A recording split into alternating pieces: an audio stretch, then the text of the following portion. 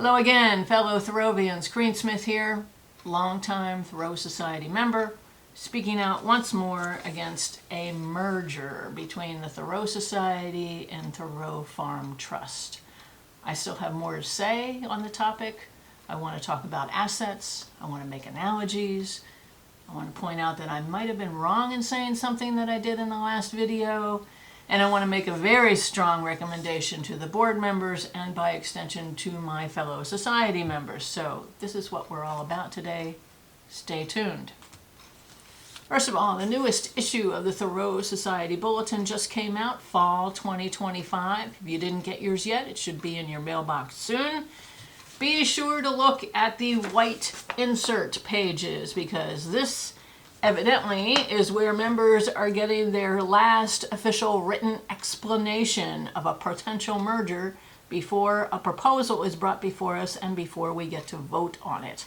And pretty much as expected, it's just more of the same that we've been given before on the website, in personal meetings, and on the Zoom calls. It's all one-sided. I have asked, and I know others have asked, for a pros and cons list of this potential merger. We don't get that here.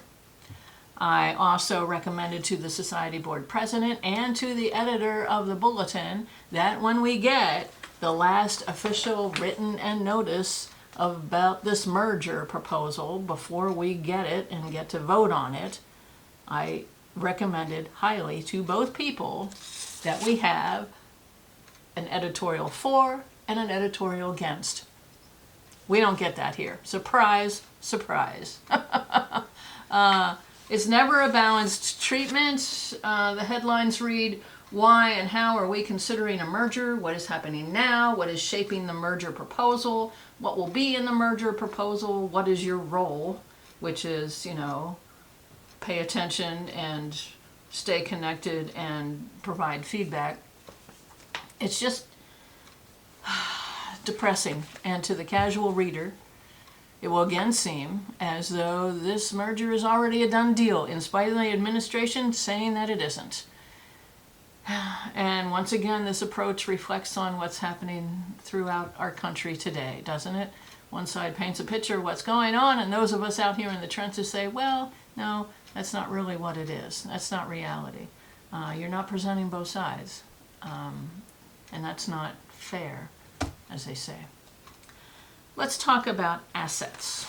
Somewhere in the paperwork, and probably still online, there's a list of procedures that will be followed after a merger is approved. Once again, putting the cart firmly before the horse. But on that list is a merger of current assets of both organizations. What's yours is mine, what's mine is yours. Just like what happens when a couple gets married or when roommates move in together. All of the books and the music and the movies all get shelved together on one shelf no matter who originally owned it. So what does this mean for the society and Thoreau Farm? Well, first of all, money. Presumably all put together in the same pot. If you already gave money or financial assets to the society, did you really intend for those dollars to also support the farm? If the farm needs funding for something like adjustments to the composting toilet system or to the solar panels or maybe a new roof or maybe new gravel for the parking lot, did you want your society dollars to go to that for those repairs? One longtime member wrote to me with concerns, and he asked me, what happens to those people who already put the Thoreau Society in their wills? Good point. I'm sure he was thinking of himself here.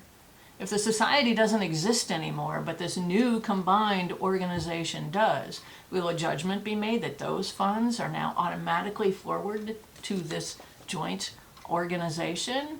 Maybe you're in this situation too. Think about it. Think even about your membership dues. Did you renew your membership dues this year or really recently? And then exactly where are those dollars going to go to? What will they be spent on? Will they go to the group that you thought you were giving the money to, or to a new combined one? Something to think about. Another asset is property, the land, the 2 acres and the farmhouse that sits on them. Again, I'm pretty sure that most society members are pleased that the birth house has been reclaimed and restored and open to the public. And yet, only about 50 people of the 800 Thoreau Society members actually make donations specifically to the farm. After a merger, all of us would basically be giving money to the farm. Is this what you want? Another set of assets are the Thoreau Society collections that are housed in the library of the Walden Woods Project in Lincoln, Massachusetts, right up the hill from Walden Pond State Reservation. All of the archives and the business records of the Thoreau Society are housed here, but the library also holds the specific collections of 5 specific scholars: Raymond Adams, Walter Harding, Roland Wells Robbins, J. Walter Brain, and the Wheelwright collections. These collections were originally given to the Thoreau Society, and they are managed by what used to be called the Thoreau Institute and is now simply known as the Library of Walden Woods Project. In fact, a few years ago, the Society made a permanent arrangement with the library to house and maintain these Thoreau Society collections in perpetuity. This arrangement was made between the Society and the Walden Woods Project. What would happen after the Society is consumed by a new organization? Does this arrangement need to be renegotiated? Certainly legally, the names of the entities would have to change. And what happens to those 5 scholar collections, the ones they thought would be forever associated with the Thoreau Society? Maybe the heirs and the estates of these 5 scholars should consider the situation. Are you honoring the work of these people who are vitally important to the history of the Society by forwarding their original scholarship to this new organization? Something else to think about. And let me clarify something right now, especially for the writers and the researchers out there. You can donate your research to the Library of the Walden Woods Project itself. You do not have to specify that you want it to belong to the Thoreau Society. I did this a few years ago myself. My research on Thoreau's journey west to Minnesota in 1861 is now housed with the Walden Woods Project archive, but I made it very clear that I donated my work to the library and not to the Thoreau Society. Actually, for this very reason I have outlined. I mean, I have loved the Society, but you never know what it's going to do with its stuff, obviously. And so you should know that this is an option. There are more than a dozen of us who have our collections housed with the library and not with the Society. In reality, though, all of the material occupies the same space in the same climate-controlled archive building up on the top of the hill. It's the actual ownership that's different. Again, something else to think about. And if you need more details about that, you can contact me. Now, switching gears here. You know that Henry David Thoreau loved to add literary devices to his writing. Metaphors, similes, analogies, finding common ground with common things and letting them be stand-ins for something else. After all, Battle of the Ants in the book Walden is not just about ants, is it? That's why it is included in every high school American literature textbook, so that kids can learn that one thing can stand in for another. So let's find a couple of merger analogies with things that everyone is familiar with. Let's talk about snacks. Let's talk about candy. Let's talk about Hershey chocolate bars. Now, I know that businesses are not the same as nonprofit organizations. I know that products are not the same as nonprofit organizations. But let's just use our imaginations here for a couple of minutes, shall we? Mr. Milton Hershey, as you probably know, had his company making Hershey chocolate bars.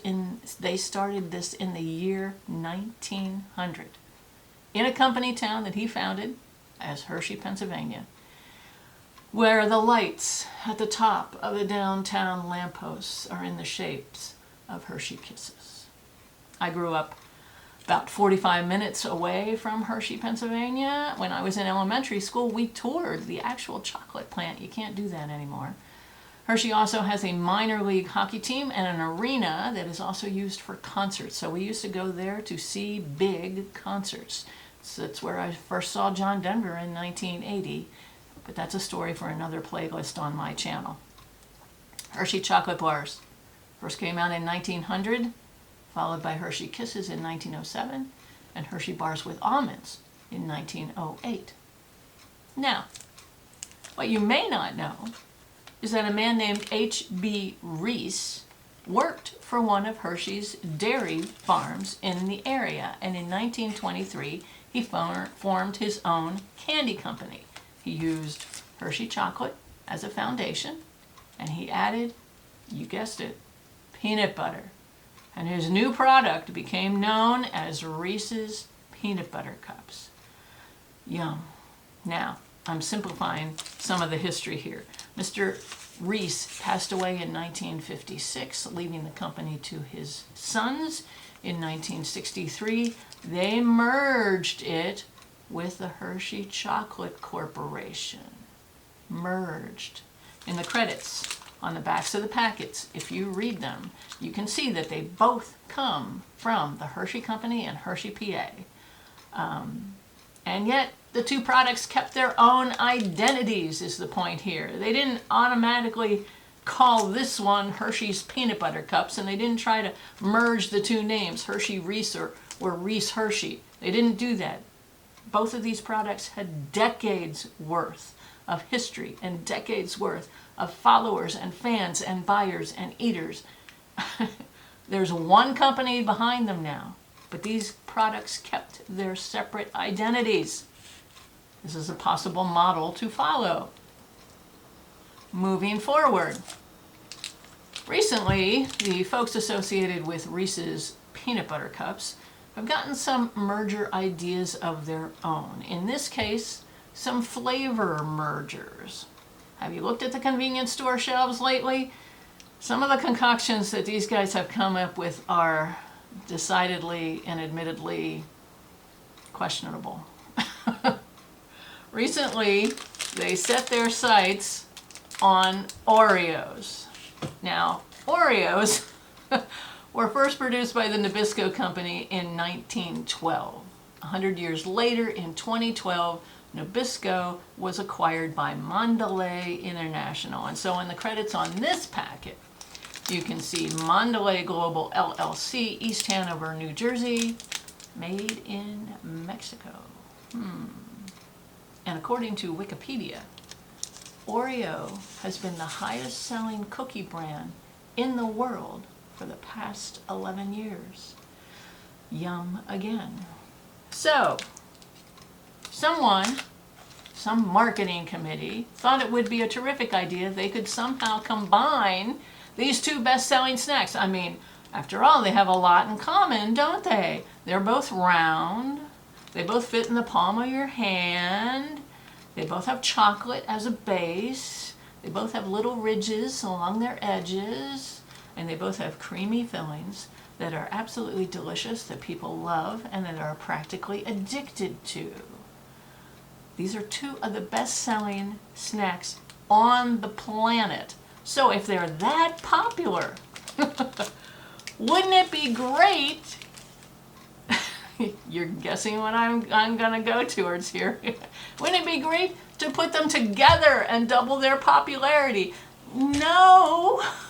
No. What were you thinking? Reese's Peanut Butter Cups and Oreos together, all mixed up, merged, as it were? No. This is almost offensive. Now, when I bought these, the clerk at the store made a face and said they weren't very good. I haven't tried them yet. They did stay in a bag in my car on a couple of hot afternoons, so I don't know if the consistency has changed.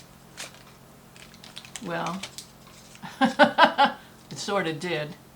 But I'm going to take one for the team, and I'm going to bite into it.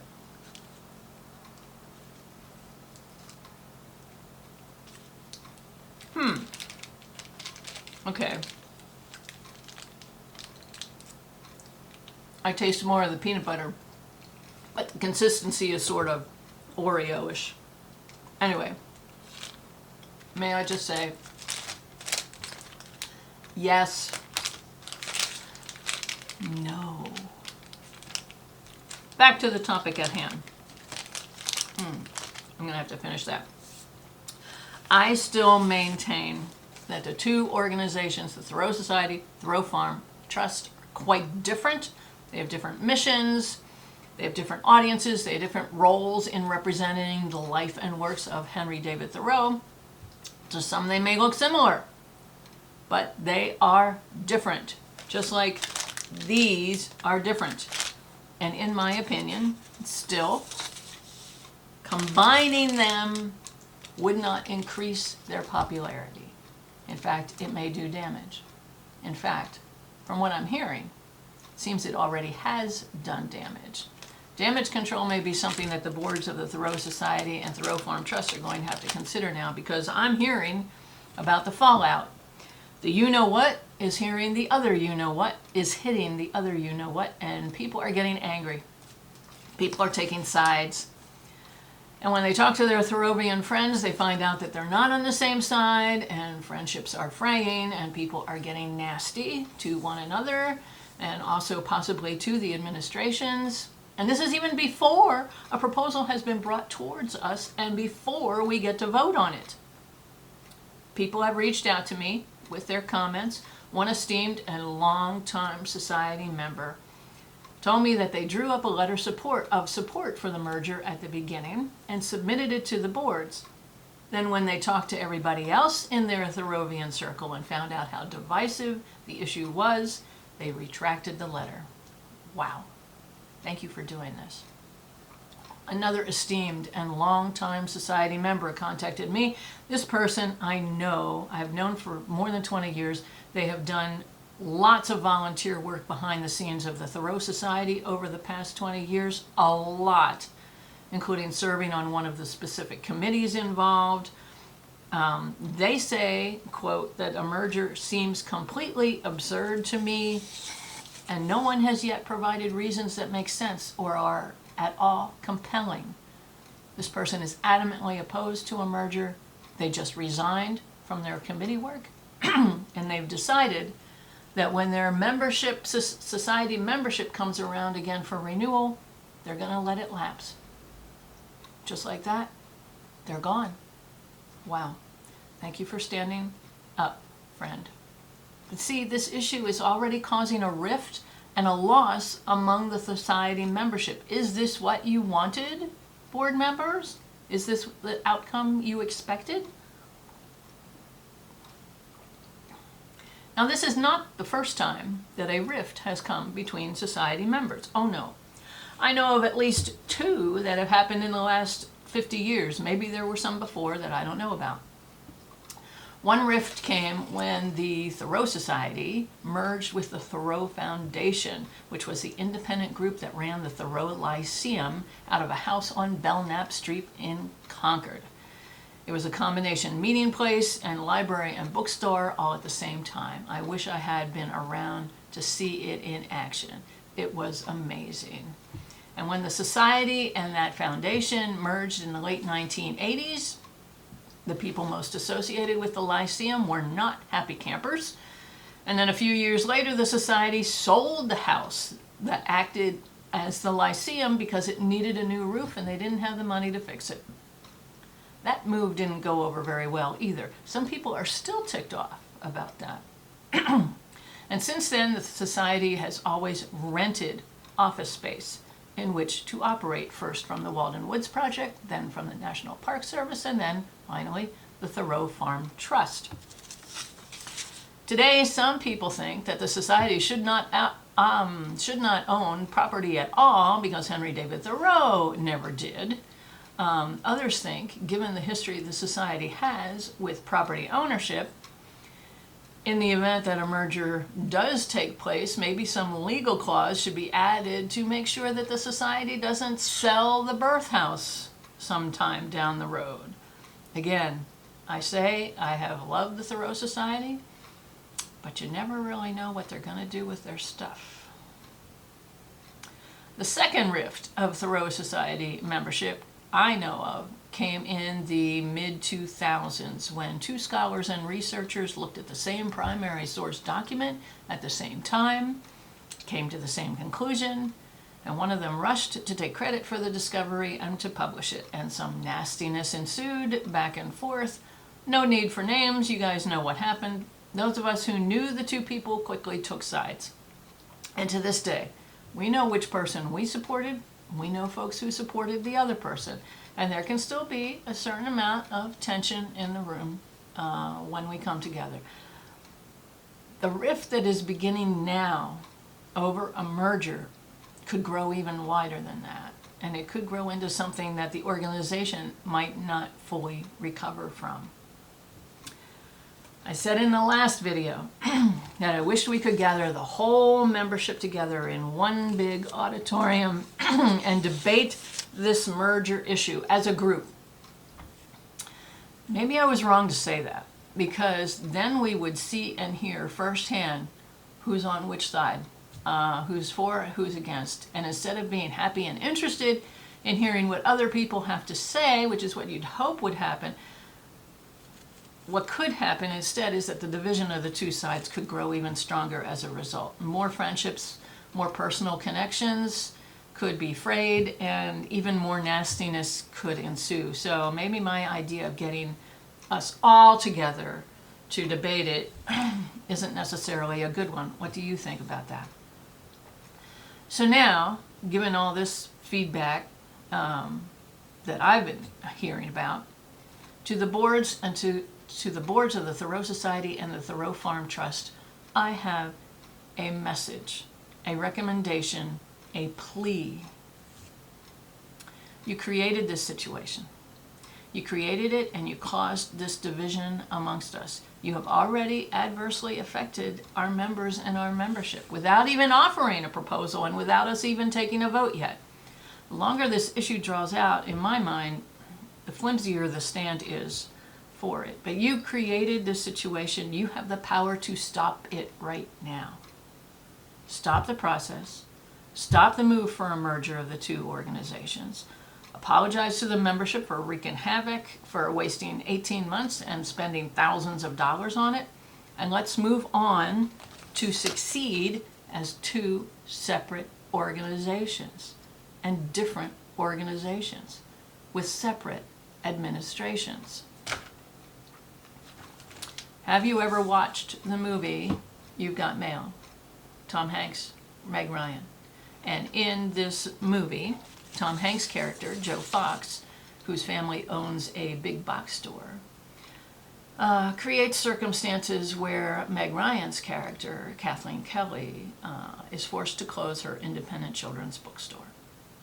And later on, Joe tries to make amends with Kathleen about the issue, and he tells her that it was just business, and he says it wasn't personal. Kathleen's response was, "What's that supposed to mean? I'm so sick of that. All that means is that it wasn't personal to you, but it was personal to me. It was personal to a lot of people. What's so wrong with being personal anyway? Whatever else anything should be, it ought to begin and end by being personal." Indeed. Because you know what the biggest asset of the Thoreau Society is? It's membership. Think about it. The amount and the depth of knowledge and experience and viewpoints in this almost seemingly randomly chosen group of people, divided from the rest of the general population into the society, it's truly amazing. It is staggering. The camaraderie and the friendships and the networks, it's all been terrific. And it's been growing over 80 years. These are people with strong feelings, with passions for studying Thoreau, for reading more about him and his friends, for doing independent and personal research, even if they decide that it's not going to be shared with the rest of the world and just stay with them. These are people who are willing to pay good money to spend 4 days in Concord in the heat of July every year, talking about a guy who lived 200 years ago, listening to people talk about this guy, talking about a book that was written a century and a half ago, and listening to other people seemingly dissecting every single sentence in that book. These are people with strong convictions and strong connections and strong emotions for Henry Thoreau, to his life, to his writings, to this organization that was named after him. To all of us, it's personal. And the boards are actually asking us, basically, to vote for the disintegration and dissolving of our own organization. Why would we even consider this? Why would we want to throw away a wonderful community that has been built up over the past 80 years in order to just clean out some functional redundancies between two offices? Please. I'm willing to bet that the consultants to the two boards have warned them that there could be some collateral damage. No matter what happens, we're bound to lose members over this issue. Say that they do offer us a proposal and say that we do vote on it, and there will be voting results, and one side will win and one side will lose. How many members on the losing side will leave the organization as a result? I mean, if you don't approve of the way the group is running anymore, why would you want to stick around with it? The question then becomes, how many members can we afford to lose? 5, 10, 50, 100? I don't think, I think it's clear that any loss diminishes and tears the fabric of our community at large. I know for sure that one person has already decided to leave. How many more will make that decision? How many others may have already quietly left? I don't think this issue is about the members at all, actually. I mean, look at the way, when you get it, look at the way the merger is presented in the bulletin.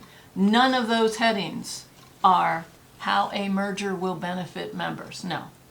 And if the membership had been given the highest priority here, then the two boards wouldn't have signed non-disclosure agreements so that they could talk about a possible merger for 6 months without letting the members know that that's what they were talking about. Again, the situation reflects the greater picture of what's happening across our country today. It's not about the members. It's not about the people. It's about power and control. It's about taking 2 directors and 2 boards and replacing them with 1 director and 1 board. Is this really what we want for 2 very different organizations? I don't know about you, but again, strongly believe that the 2 organizations should remain as separate operations. I prefer this. And I prefer this. And please, not this.